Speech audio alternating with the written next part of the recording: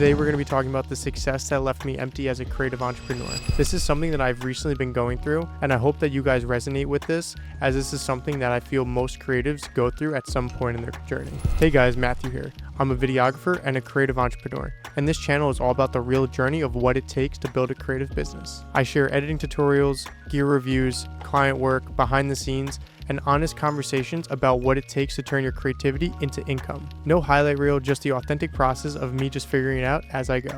So let's get into it. This is the story of how external success can mask internal emptiness. Let me paint the picture of where I was a year ago. Working with major artists such as Lil TJ, Fabio Foreign, Jim Jones, Jay Critch, and a lot of others. I did a video with Activision Call of Duty for Black Ops 6.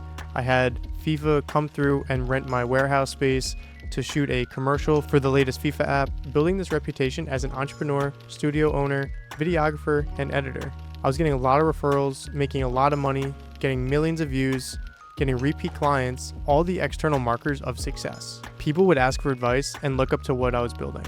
They thought that it was super cool and it was very unique, and they wondered how I was able to do all of this in just a year to 2 years. From every outside perspective, I had it figured out, but internally, I knew that something was wrong. I started dreading the work even though it was going well. Every project felt the same, as if I was just going through the motions. I had a clear vision, but it was very hard for me to get there because I didn't have the necessary funding, and my situation where I had this warehouse, it wasn't fully up to me for the success of it. I was subletting from a guy that I was pretty much bartering video services for, and that's how I was able to get into his warehouse space, where he then subletted me a 2,000 square foot space to run my photo video studio called Creators Clubhouse. But I wasn't on the lease, so my success of this studio was pretty much riding off of the success of this guy's business.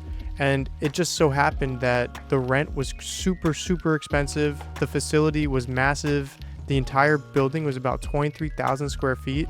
I was only using about 2,000 square feet, but it was very expensive to maintain this. And unfortunately, the guy that I was subletting from, he felt that it was just too much, and he had to move to upstate New York to reduce his costs. Something that I regret is that I spent way too much time focusing on client work in this time frame rather than focusing on personal content and building my confidence with speaking on camera and just building something for myself beyond just building a business with another name, right? So most people didn't even know that I was the person behind Creators Clubhouse. They thought that it was like this team of people, and I had a group of guys that would come and help me out, but on a day-to-day basis, it was pretty much just me.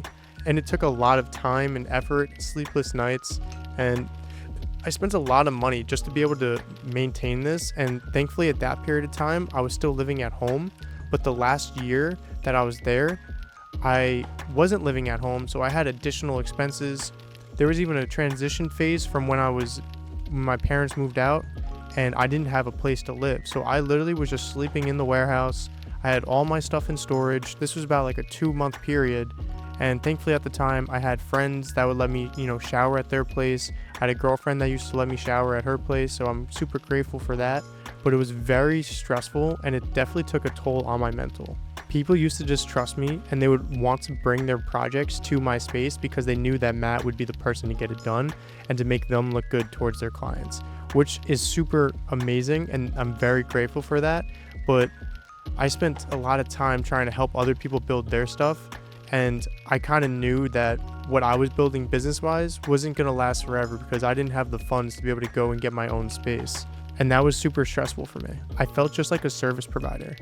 And people used to take my advice and stuff like that. And there was a few times where I did get credited on videos, but there was a lot of times that I was playing a major role in some of these productions and I didn't really get much credit. Yes, I did get paid, which is amazing, but the recognition is also very important, especially in an industry like music videos or even just in video production in general.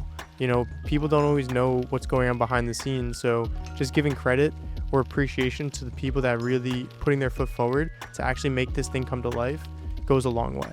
The work was purely transactional. Me providing a service, we made a lot of great videos. I built an awesome network, but right now I'm in a weird transitional phase where my business called Creators Clubhouse is not just centered around a studio space. So I'm really trying to reinvent the entire brand itself because people know it for a certain thing that doesn't exist anymore.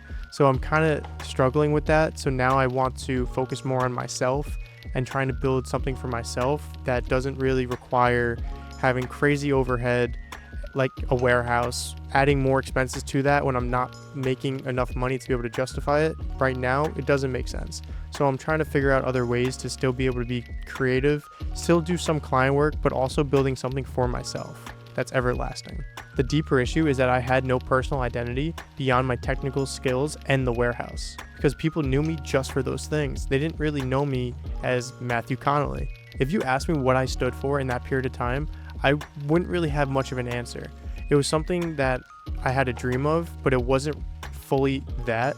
And I kind of had this imposter syndrome where people thought that it was a bigger thing than it really was. And that kind of made things a lot harder on me. I was just the guy that made videos and had a warehouse space and was doing these spotlight mic performances. And a lot of people came into my life just because of the things that I had. And it wasn't really a deep connection beyond just the things that I could help them with. And that wasn't really something that I wanted. Yes, in the time, it felt good because a lot of people were recognizing me and wanted to be around me, but it was just because of the things that I had, instead of it just being because they really wanted to be around me for the person I am. And that's not what I was trying to build. I also felt like I was kind of neglecting. There was a few different reasons for this. The turning point came from people closest to me, such as my parents and friends.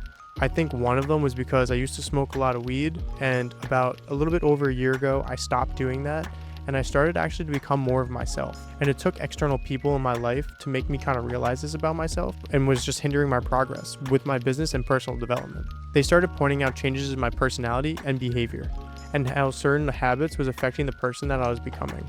At first, I was very defensive just because I can be very stubborn, and I thought everything was okay because business was good. Yes, it wasn't going to last forever, but it felt really good in the moment. So I was like, what's the problem? But these people kept pushing me because they genuinely cared. That conversation was uncomfortable, but absolutely necessary. They helped me see what I couldn't see about myself. Sometimes you need outside perspective to realize your own blind spots. So I'm finally doing what I should have done years ago. Building a personal brand that represents who I actually am. Sharing my real thoughts, struggles, and perspective. It's a lot scarier than hiding behind my client work, but way more fulfilling because the work actually feels meaningful again. I'm building something for myself and not just completing projects for others. If you're successful, but you just feel like something's missing, you're definitely not alone. External achievement does not equal internal satisfaction.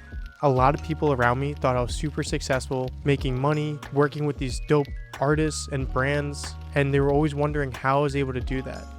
But they didn't know what the sacrifices were for me to actually do that and how it actually affected me mentally and physically. Sometimes you need to take a step back and analyze what you're doing and pivot to something else. It's totally okay to pivot and take a different direction than you initially thought, because sometimes going down that path that you know that you should have been doing all along is the actual right path for you. I'm still figuring all of this out, but now I'm actually building something that's mine. I hope this resonated with you in some way. If it did, leave a comment below, subscribe to the YouTube channel, and be on the lookout for the next video. Peace.